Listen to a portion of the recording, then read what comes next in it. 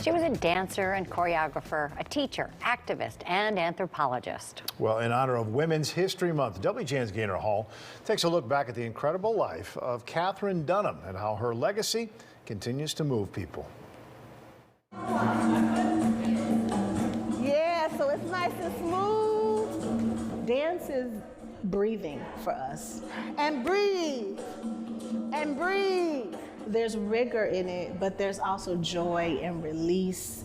Boom, contraction, release, da-da-da-da-da. At the Red Clay Dance Company studios in Woodlawn, across the floor, it's a progression of movement. Hang time, boom.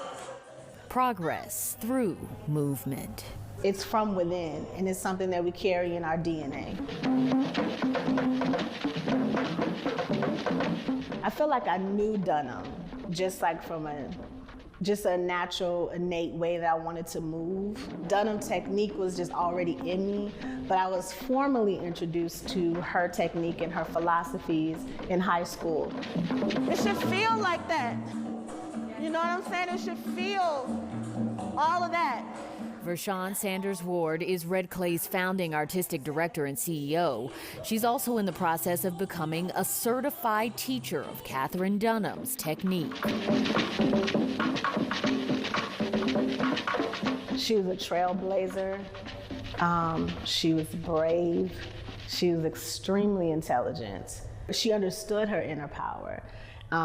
And she accepted the call. She knew that she had a greater purpose for what her art was supposed to be. Katherine Dunham was born in Chicago in 1909. She was 21 when she started one of the country's first black ballet companies in the city. She studied at the University of Chicago, focusing on anthropology and dance of the African diaspora. Her research took her to the Caribbean. This is video she took in Haiti. She was very intentional about not just studying the movement, but understanding the function of it. You know, we did the Dunham walk at the beginning of class. And do 1, 2, nice. That was from her seeing the women go to market. She learned new movement vocabularies, but she really learned to approach dance in a different way when she went to the Caribbean. Dunham biographer Joanna D. Doss is an assistant professor of dance at Washington University in St. Louis, and she's also a certified Dunham teacher. She, I would argue, permanently altered modern dance, jazz dance, and musical theater dance in the United States. Doss says Miss Dunham developed her technique fusing Afro-Caribbean movement with elements of modern dance and ballet. So the Dunham technique is both a series of a movement vocabulary that has these fusion elements, but also she described it as a way of life.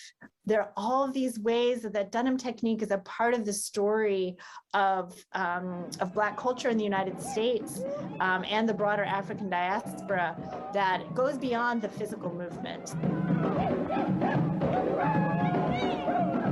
Hollywood and Broadway called, but Miss Dunham always saw herself as a scholar artist. She wrote books and choreographed. Her dance company toured for decades against a backdrop of racism and segregation, and her school in New York was legendary. When you walked into that Katherine Dunham school, your whole world opened up, unlike anything you'd ever felt or seen before. Renowned performer Dr. Glory Van Scott danced with the Dunham Company. She was like a dream that you could not draw, a dream that you could not compose, a dream that you could not choreograph or paint. That dream that she was and what she did in the world and why she came here was spiritual. Ms. Dunham's influence stretched to East St. Louis, Illinois, where she opened a performing arts training center, shaping future generations of young dancers following in her footsteps. She incorporated into the kids a love of self.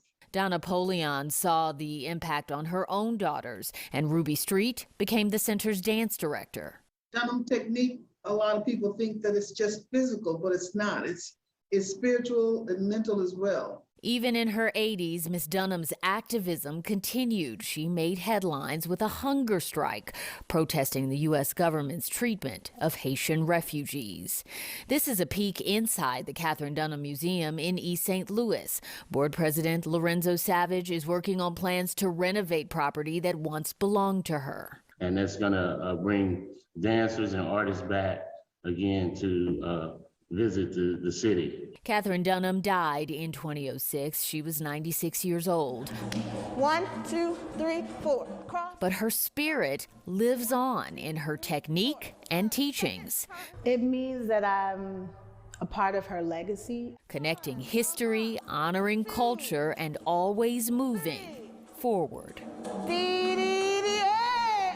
Yes. That's the Dunham technique to me. Definitely a way of life and liberation. Thank you all. Good class, y'all. Gaynor Hall, WGN News. Woo. That is a legacy, a vibrant one at that.